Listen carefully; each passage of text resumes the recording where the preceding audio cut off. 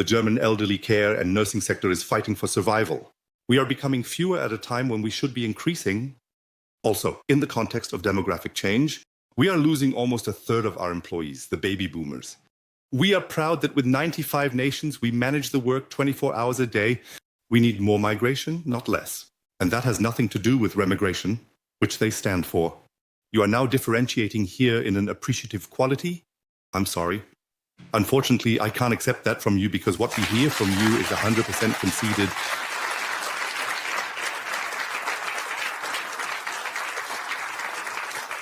But we have a little more than that.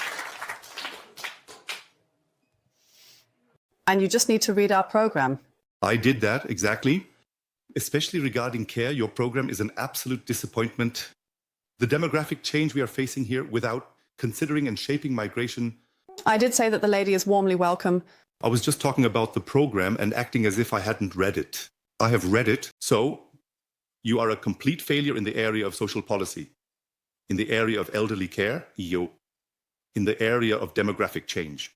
What we need is migration. We need to establish a welcome quota over 3 years during training. We must also maintain this as an organization within the team because we work with many people in the team.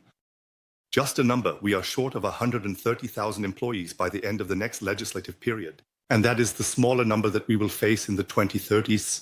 What is your answer to the future of elderly care in Germany?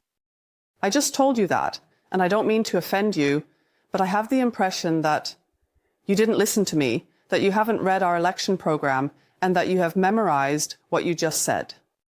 Exactly the opposite. Yes, obviously. May I have just told the lady before, maybe you just don't want to. Yes, you keep interrupting. I just said qualified immigrants are warmly welcome in the German labour market, and that would also solve your staffing problem. And then you have to pay people properly. Then you won't have a shortage of skilled workers. So for Ms. Wartze, this would mean that she has to leave first, because the AFD election program states that repatriation measures are undermined by toleration. But she is under toleration. And you say repatriation measures are undermined by toleration? Toleration must be abolished. That's in the AFD election program? Maybe we should look at your election program? No, once again, let's get back to the basics here. This is so funny here. Also, please, with an eye on the clock. Yes, please. I believe the answers have been given. I'll take a look because we are about halfway through. And we also want to cover other topics. That is perhaps important. Namely, I'm meant to look at energy policy, which is also important for you. And now let's look at some facts.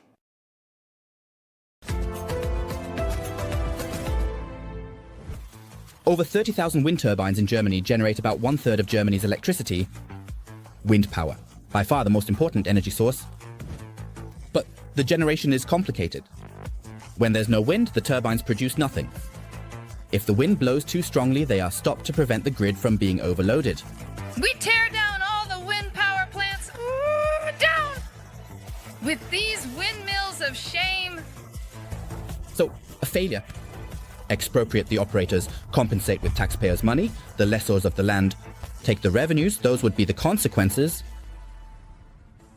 Meanwhile, the turbines are becoming more efficient through repowering. Small old wind turbines are being replaced by larger ones. This way, significantly more electricity can be generated on the same area with fewer turbines. By 2040, 160 gigawatts of onshore wind energy are to be installed, more than twice as much as currently.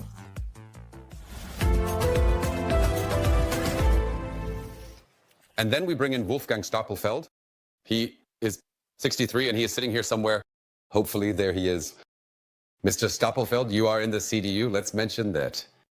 And you are a citizen wind farm operator from Schleswig-Holstein. Tell me briefly, what does that mean? What kind of citizen wind farm operator is that? Come up in question shortly. Hello, Ms. Weidel. I'm curious. I am a farmer and managing director of 2 community wind farms in my hometown on the North Sea coast of Schleswig-Holstein. More than 1,000 citizens are actively involved as co-owners. In Schleswig-Holstein alone, 140 million euros in business tax payments from renewable energy plants flow annually into the offices and communities. My community has succeeded. With these business tax revenues, we realized a very ambitious project, namely the conversion of a dilapidated school into a new community center. Wind power brings enormous value creation to rural areas and now also provides 125,000 future-proof jobs. 1/3 of the electricity produced in Germany now comes from wind energy. You, Ms. Weidel, and your AFD want to abolish wind power. How do you plan to compensate for 34% of the current electricity production in Germany? And how do you plan to compensate the communities that will naturally face revenue losses as a result? That is my question. First of all, thank you very much for your question. I believe that we need to be open to technology.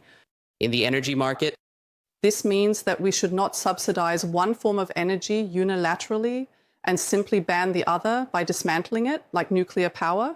That is exactly what has happened. That is not being open to technology. That's why we clearly say we need to end the subsidy policy for the so-called renewable energy forms, because they do not produce energy or electricity when the wind doesn't blow and when it's dark. we Then have to import electricity, incidentally, from French nuclear power. And accordingly, a change in thinking is required. I believe we need to go back to nuclear power. We need to lower energy prices overall. that is precisely The big difficulty with the EEG. The EEG has made our energy supply extremely expensive. We are the most expensive worldwide, and we are no longer competitive. And the taxpayer has to foot the entire bill through the EG law. That has been around 500 billion so far. With the grid expansion, another approximately 450 billion is added. So we are talking about enormous amounts of subsidies, in addition to the excessively high energy prices. And accordingly, I might have to disappoint you a bit that your wind farm, if it only makes sense with subsidies, would have to close under an AFD participation because it is no longer profitable. However, if it is profitable, it should be viable. I know that he won't like that, but the consumer and the taxpayer will be pleased because they won't have to pay as much, especially with very high energy prices. a question in between. You are an economist. When you really look at a calculation, what does a new nuclear power plant cost and how expensive is the electricity that is then sold there? At 30 to 40 cents? If you build a new coal power plant, then the electricity price from the coal power plant is at 20 to 25 cents. I am currently selling the electricity from my 2 community wind farms in direct marketing at 7 to 9 cents. Please, where are the subsidy considerations in that? A nuclear power plant, you first need 30 to 50 billion euros just to get it up and running. Then I ask you, how expensive is your wind power, including the subsidy that the taxpayer has to pay? There are another 10 cents added on, and at that moment, boom, you're at 17 cents per kilowatt hour, not competitive at all anymore. The problem we have is Yes, right. those are the production costs. And If we calculate out the subsidy, it doesn't pay off anymore. That's a pretty simple calculation, to be honest. and We have here, yes. Get worked up. Here, We have nuclear power plants, 6 of them that were shut down 2 years ago. I think we should first put them back into operation. To produce electricity much more cheaply, and above all, to have more electricity available in general. Ms. Weidel, if I may interrupt you briefly, even the nuclear power plant operators themselves say we absolutely cannot do that.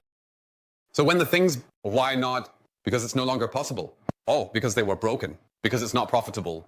Your proposal, if even the nuclear power plant operators don't adopt it. Markus Söder is also demanding that for ESAR. Second, value at the end. The value is that Germans finally have cheaper energy prices again. That is the value. So you don't believe what the operators themselves say, but you say it will work. The operators are subsidy recipients. They are granted a guaranteed return of between 6 and 7% by the state. That is pure planned economy. And of course, they say they don't want to move away from it because they make money from it. With a completely unprofitable form of energy, as they have. Okay, What has become clear is that I think we won't come together on this point, but you have also made it very clear, Ms. Weidel, but you also earn your money with it. Then I would say, let's do it again now. Exactly. Let's just see that we still have 8 minutes and 30 seconds. Let's continue, Ms. Weidel. Yes, great. Ismail Awas is with us, and he is sitting up there. Mr. Awas, nice to have you here. 47 years old, warehouse worker from Augsburg, and you have a completely different topic, I believe, right? Yes, good evening, Ms. Weidel. Yes, my question concerns inflation. I work in a small company in the construction industry, without collective bargaining agreements, and therefore haven't received any pay raises or inflation adjustments in recent years. This naturally leads to difficult situations in life and so on. You have in the text. Take your time. Exactly. We have time for that. Always have time. You say inflation leads to simply having less in your wallet. You want to provide tax relief starting from an income of euros. What do you intend for the people who earn less than euros? Because those people are much more affected by inflation.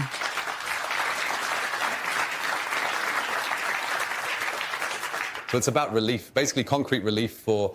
Yes, I already understood him. Thank you. That used something.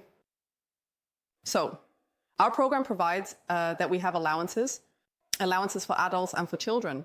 If you now, for example, are you married? Do you have children? Yes, I am married. And do you have children? Yes. How many? I have one child, yes. Okay, good, nice. Then it would mean I have 2 children. Children are great. So therefore, I just want to calculate it simply.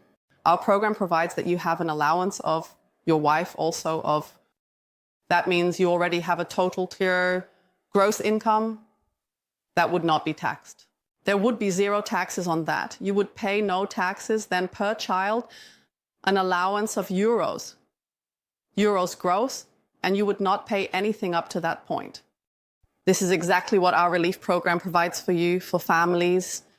This is the relief. This is the family splitting model. And I believe we can all be very, very happy about it. It would be a great relief, especially for earners like you. And accordingly, I believe that this would be the right step in the right direction because we need to relieve the workers. The working population who are being burdened with inflation and price increases, we need to lower taxes, says Alice Weidel. We'll continue right away so we can keep an eye on the time. And I would like to bring in Judith Wolf, a first-time voter. She is 20 years old, and are you Judith Wolf? Okay.